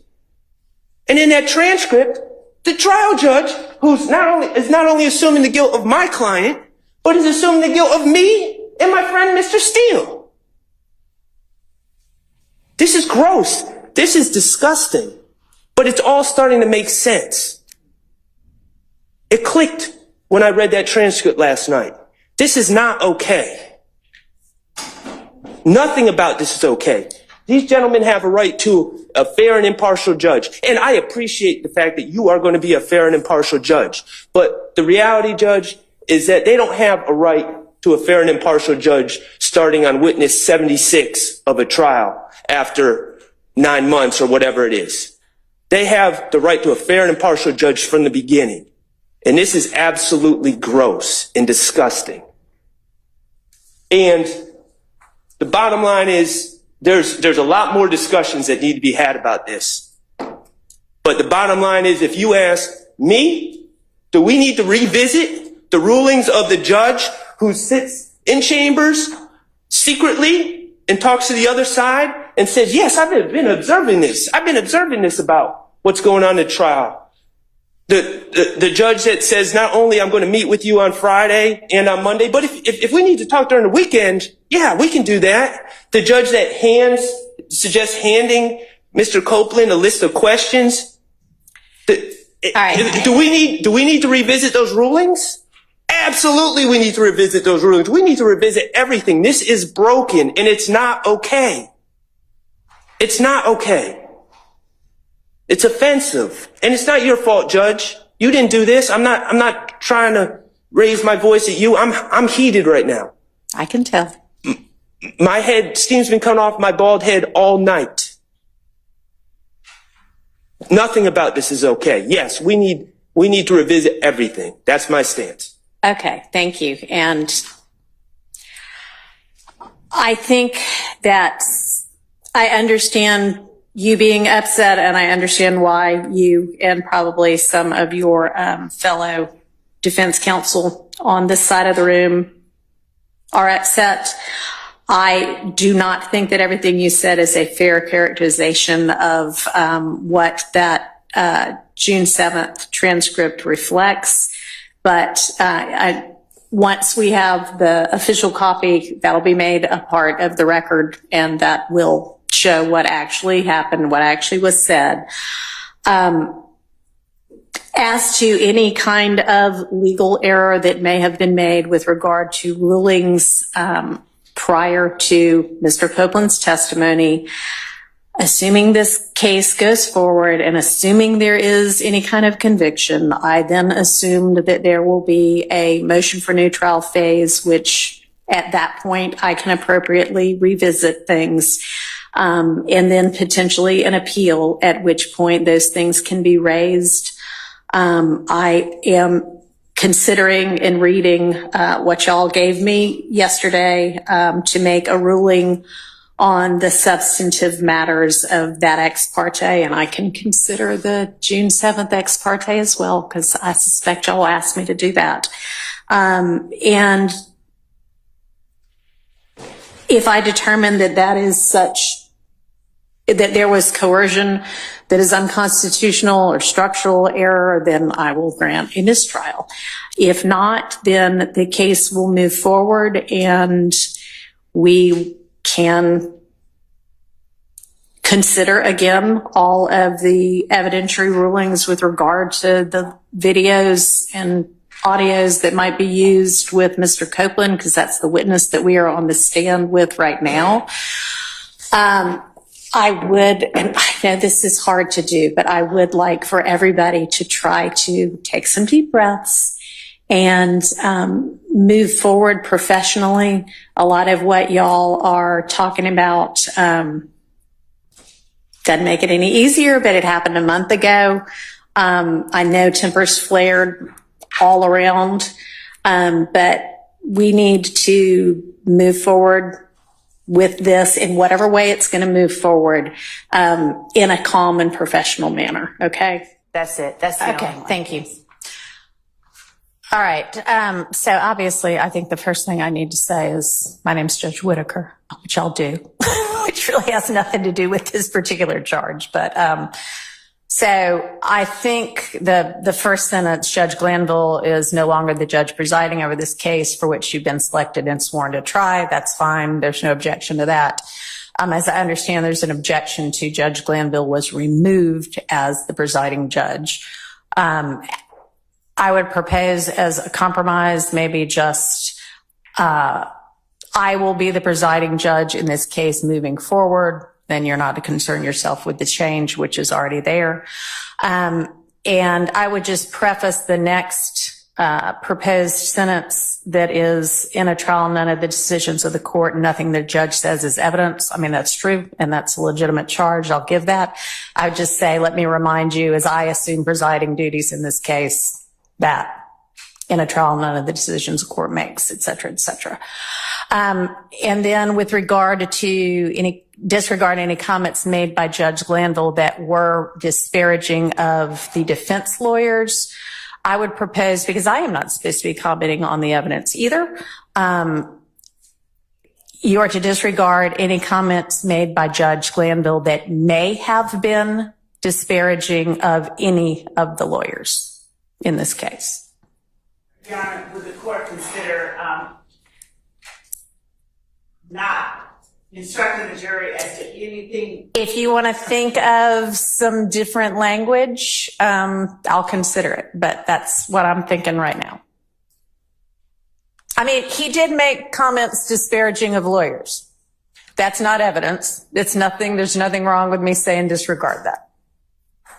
So that's where I am right now. If you want to propose something else, then propose it. Orally or in writing? Does the court mind orally? Sure. Go ahead. You are to disregard any commentary, any comments that you deem commentary on counsel for either side. So instead of disparaging, Yes, that's assuming that there were disparaging. well, that's why I'm saying that may have been. So that may have been commentary? Well, I mean, right. He shouldn't, it's irrelevant whether he said, you are doing a fantastic job today either. So, all right, maybe craft it a little bit more. And I understand what you're saying. So if you want to come up with a word that kind of encapsulates disparaging or complimentary, let me know. Anything from the defense, or y'all just want to wait and see what she comes up with and then talk about that? I don't have an objection to the part that you said about what you said. All right. I do not see the need to add also complimentary. No, I don't think we should either. I wasn't suggesting that. I'm saying if we don't say disparaging, then let's come up with a word that would encapsulate any kind of commentary whatsoever, whether it's flattering or non-flattering. But it should be disparaging. That's my point. It might stay like that, but And I think that I heard what you said, but I would continue to ask if you think it's appropriate to reconsider about Judge Bramble has been removed. okay. Other than that, I don't have any other objections. All right. Okay, so we'll leave that for now. And if you, Ms. Love, want to propose another word or phrase, let me know. Otherwise, it'll read as I read it. Yes, Your Honor. All right, thank you.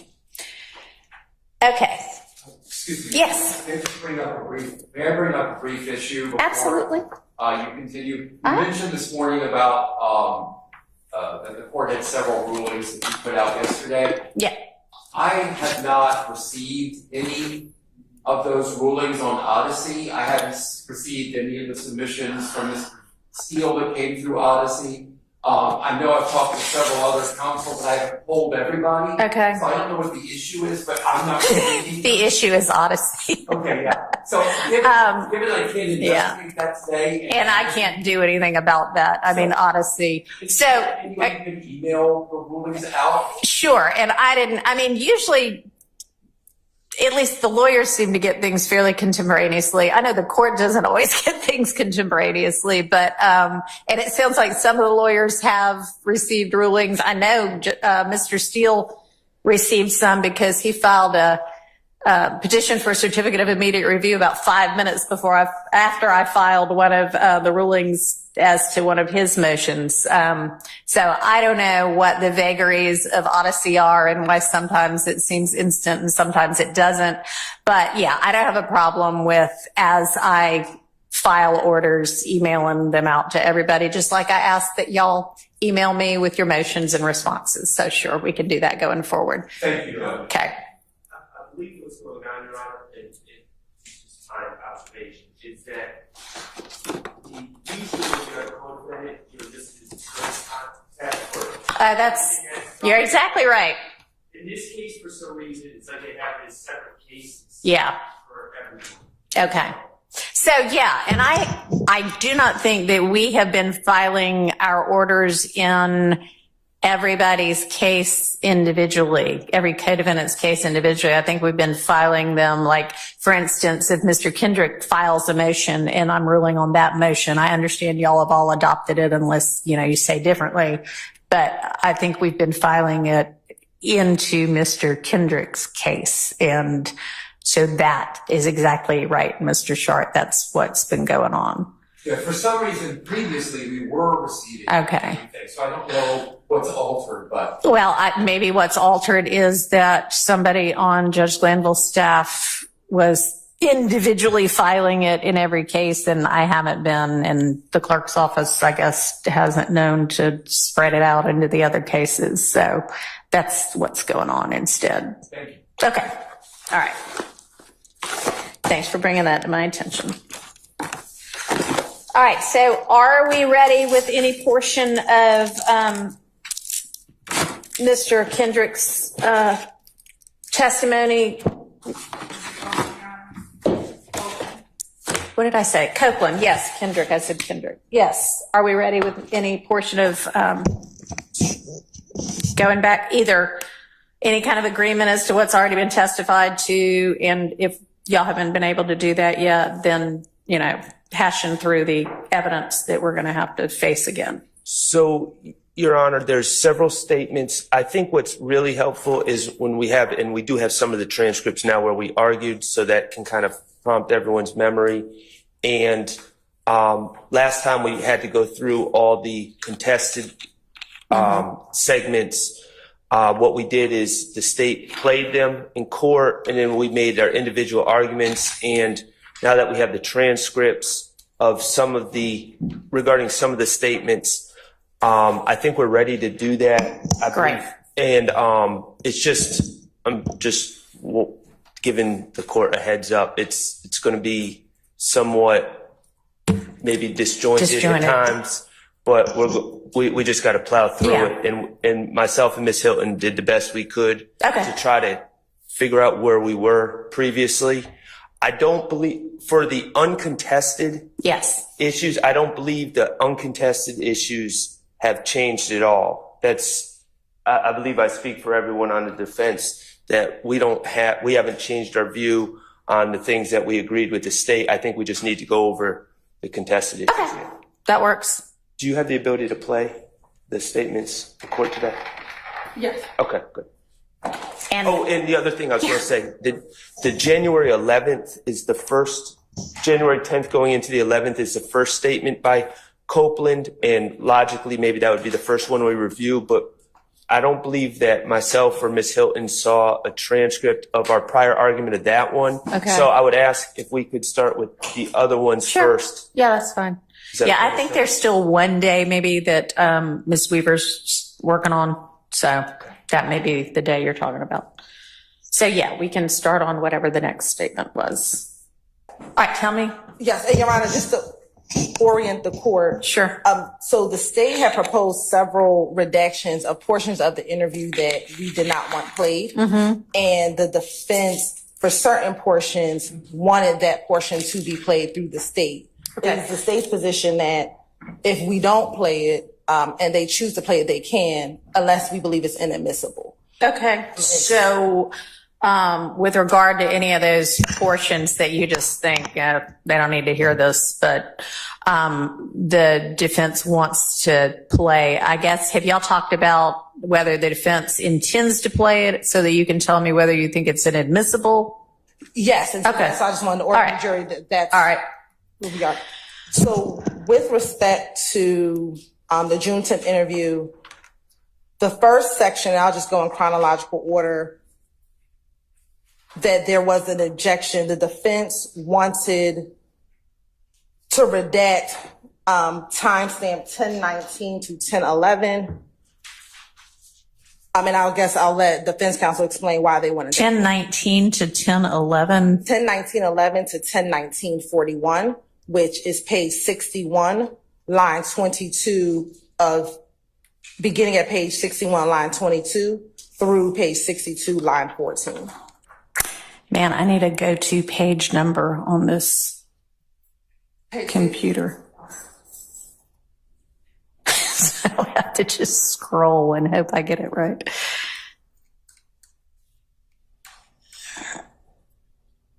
All right. Yes, sir. Can you repeat what you said about this segment? Who wanted what? This is a segment that defense counsel, you want it redacted, but we objected to it being redacted. Okay, so this is what you, because a minute ago you said stuff you're not gonna play, but the defense wants. So now you want this, the defense doesn't. Correct, Your Honor. So the way that we had organized it initially. I mean, if we're just going to walk through the whole transcript and then that's fine. That's fine. I just need to understand what it is. Yes. So this was a portion that You want the defense doesn't. Yes. Okay. And that is, I know it's 1019-41. No, 1019-11 to 1019-41. Yes, Your Honor. Okay. All right. And right now we're starting at 10:18:52 with evidence reviewer. It's sometimes a challenge to get it right at the right timestamp, so you just bear. All right. Let me ask. So I had just said, I don't know that we need to actually listen to the video of everything. And I mean, I can read the words on the screen, so on the transcript. So unless we also, for some reason, I need to be hearing it out of his mouth. And if I do, and there may be times I do, then we'll listen on the video. But if I don't, I can read it. Okay. So the state's position is we wouldn't hear from the defense, but I think it's inadmissible. So that's what we were waiting for. Okay. Okay, so just a little context. If we're just looking at the statement as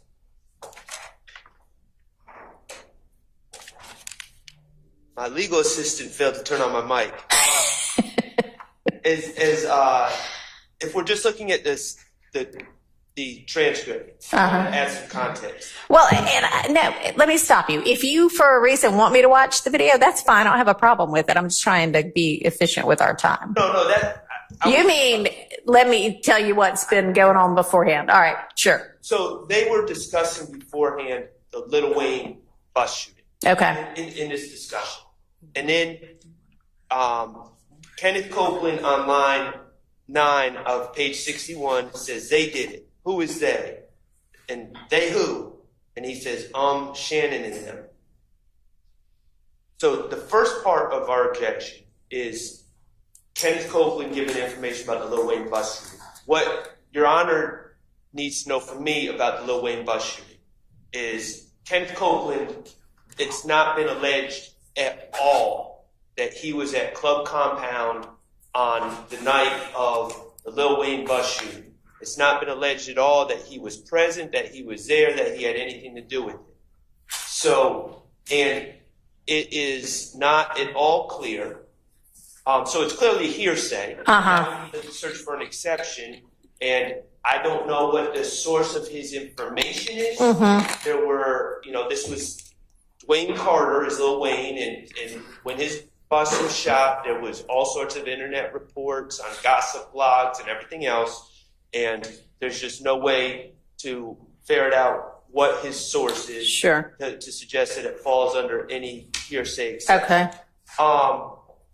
Now, I have in my notes on the transcript that page 61, lines 1 through 10, were not objectionable. That's what my notes said. Okay, that's right. And then hang on. Let's make sure that's right. That's right. What line did you say? 62 lines 1 through 10. So, Your Honor. 62 or 61? Oh, well, 61 as well. Both. It starts on line 11 or somewhere about there. So you want to ensure that y'all are in agreement that 61 lines 1 through 10 are in unobjectionable. And Your Honor, that will. We need 2 rulings before we can answer that. Okay. So, initially, that was the case. However, Your Honor, based upon, we filed the notice of intrinsic acts that we would need to hear if this intrinsic act regarding the Lil Wayne bus shooting, specifically as it relates to Shannon Stillwell, if that is able to come in, then we would want to play the portions page 61, line starting at line 1. Also, Your Honor, depending on the court's ruling on co-conspirator hearsay, co-conspirator statements, we would. Well, I can't just give you a blanket rule on co-conspirator statements. I have to know what the statement is. Yes, Your Honor. So that would be my response to this question. What Mr. Shard just argued is that He's not arguing anything right now. He's trying to make sure we're all on the same page. So correct. And so what I'm getting ready to say is what Mr. Copeland is speaking with the detectives about, which is the Little Wayne bus shooting. Right. This is information that the state believes he received from Demekion Garlington, a co-conspirator. okay. And so we believe that this would fall under a co-conspirator statement as in furtherance of the gang. So because he's telling him about an act that occurred between these gang members, and to give the court a little more context, the Little Wayne bus shooting, what we call it, is one of the acts. We've already presented evidence about this act. It occurred in April of 2015 in the midst of what we believe to be an all-out gang war with YSL. Essentially, the state's allegations are that Mr. Williams was in conflict with Dwayne Carter, also known as Little Wayne. On an evening in Atlanta, several members of YSL went to a venue in which Mr. Carter was performing, and they created some type of ruckus outside of the venue. Later on that evening, a number of YSL members followed Mr. Carter's tour bus to essentially to their hotel or en route to their hotel, and shot at their tour bus. What Mr. Copeland tells police is that Demekion Garlington told him that the individuals that shot at the bus were DK, who's also known as Walter Murphy, a YSL member, and Shannon Stillwell, a YSL member. Jimmy Winfrey, another YSL member, actually ended up pleading to the case. Okay. And so we believe that this will be a co-conspirator statement. So that is kind of the context of that statement here, Your Honor. All right. So what Mr. Shart was trying to sort out is, do you have, sounds like you had previously, and by you now I mean the state, had no objection to lines 1 through 10 of page 61 coming in. Is that still your position?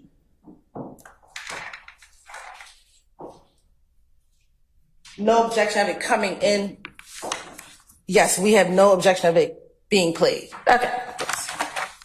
Right, that was never an issue. Okay. And it's still not. All right. So, and I don't think we need a ruling on the intrinsic, I mean, this doesn't really further my interest, but just to be honest with the court, I don't think this is an issue of whether it's an intrinsic act, because it's pled in the indictment as an overt act. Yeah. Part 1. So Okay. I don't think that's the issue.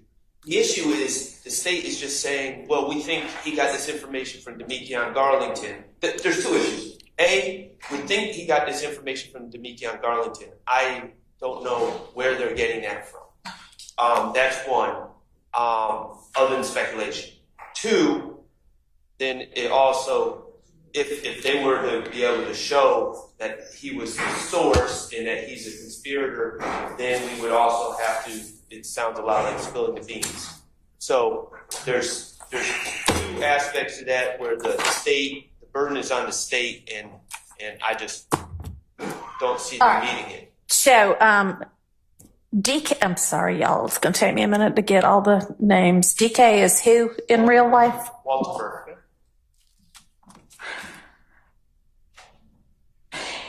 And Mr. Garlington goes by D, right? Who is Little D? There's 2 Little Ds. Oh.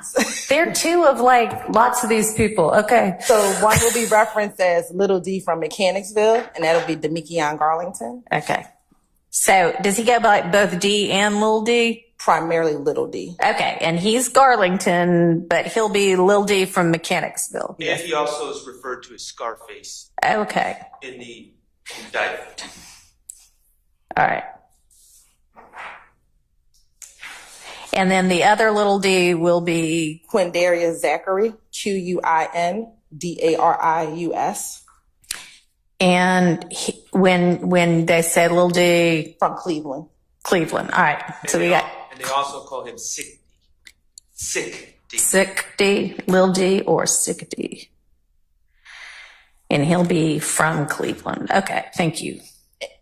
And Your Honor, it's not speculation that Demekian told him this information. On page 61, line 22 through 24, Mr. Copeland says, little d, that's how I get all my information through little d. Which little d? D ain't, and they clarify, he says Mechanicsville, which is Demekian Garlington. Okay. I'm just not reading it that way. All right, let's see. So maybe we'll listen to it. See, this might be one of those times when we need to listen to it. And Your Honor, it's going to start a little earlier. It's going to start about 10:18:52. Okay. But we're going to be listening around 10:19:12. All right.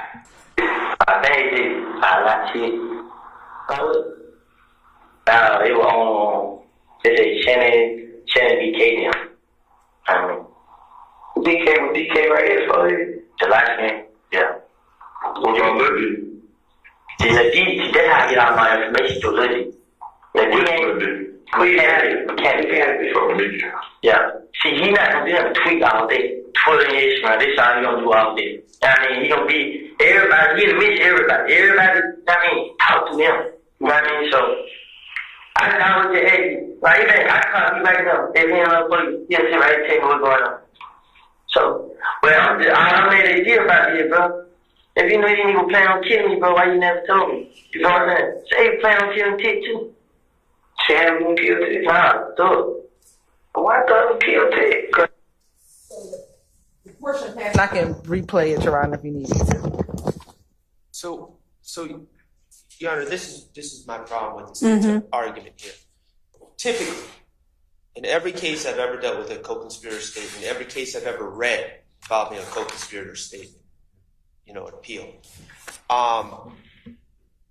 the declarant said to witness approximately 2 weeks after the murder, while at the Exxon gas station, that it was the defendant and his friend that committed the murder and that the person needs to be quiet about it, etc. There's a time, there's a place, there's what was said, it's who said it. Here, Mr. Copeland comes out with some hearsay, some vague hearsay information about the Lil Wayne shooting and who did it. They ask him, what about Lil D? And I'll concede it seems they're talking about Garlington. And Investigator Dennis is the one talking, and he's clearly asking about Demekian Garlington, I think. I think that's fair. And he just says, well, Lil D, that's where I get all my information. He's on Twitter a lot. He gossips a lot, essentially is what he's saying. There's, I don't take a general statement of, Lil D, he's a gossiper, that's where I get all my information, as sufficiently specific to this particular piece of information to say, Demekian Garlington told me, and I know you don't need an exact date, but Demekian Garlington told me, about a week after the Lil Wayne, if the state wanted to bring this in, I would expect to hear, yes, Demekian Garland told me about a week after the shooting, we were hanging out at the Exxon gas station, and he told me Shannon and DK did this, but that's not what we have here. It's just a vague statement. Oh yeah, I get all my information from Lil D. So I don't think that's sufficient to particularly say that he's the source of that particular information. And then, of course, again, it's spilling the beans when it really comes down to it too, because there's no context that would would allow Your Honor or any of us to conclude that the state has proved by preponderance of evidence that somehow a statement that we don't even know was made, where it was made, the context of what it was made, was somehow in furtherance of any sort of conspiracy. So I just don't see how you are armed with making any sort of determination that it falls under 801 D2E, and of course the burden is on the state to arm you with that information. Yes. While you're reviewing this, with all due respect, I want to renew my motion for mistrial. based upon the entirety of the record up to this point, I think it's impossible for you to jump parachute into this. I think this morning demonstrates why it's very difficult for the court to do that without having the background of the last 6 months of testimony. We're now replowing people issues. All right, we're replowing because everybody agrees that, and I don't mean to interrupt you, but I, want to clarify that. Everybody agrees that everything that Mr. Copeland testified to in front of the jury after the motion to recuse was filed on June 12th has to be redone. So that's why we were replowing this. No. Go ahead. Okay, but that. But yes, I don't know everybody's nickname yet. That's true. But this is not in front of the jury, and evidentially, I'll either make the right ruling or I'll make the legally incorrect ruling, and that's something for potential appeal. That's true in every case. And I don't ever know the facts of a case before I start to take, it to trial. I find out in the course of the trial, or I find out as the motion is being presented. So, yes, it would certainly be easier if I had heard 6 months of testimony that came before this, but I don't think it is a basis for mistrial. I disagree entirely.